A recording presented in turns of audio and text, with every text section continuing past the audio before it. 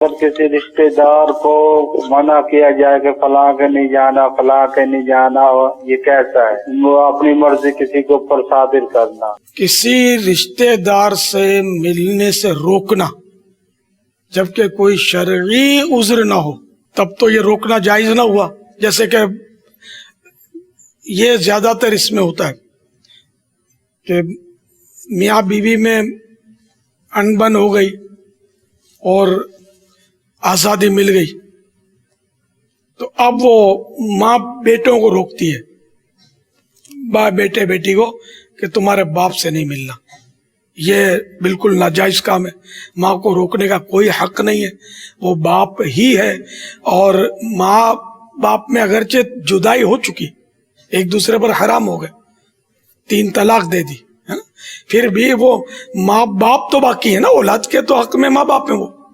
تو اس لیے ان کی تو اطاعت کرنی ہوگی، اپنے باپ کی خدمت بھی کرنی ہوگی.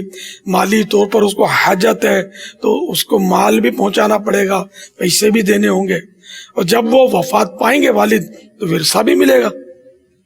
خیر خدمت نہیں بھی کرے گا جب بھی ورثے کا حقدار تو ہے ہی ہے.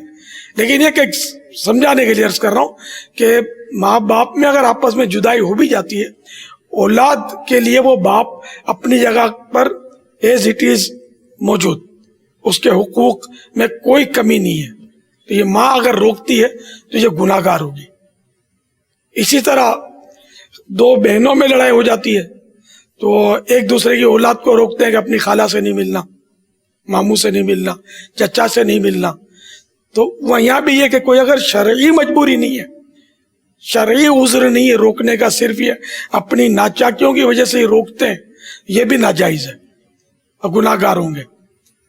تو کسی کو ایسا کرنے کا کوئی رائٹ نہیں ہے، کوئی حق نہیں ہے.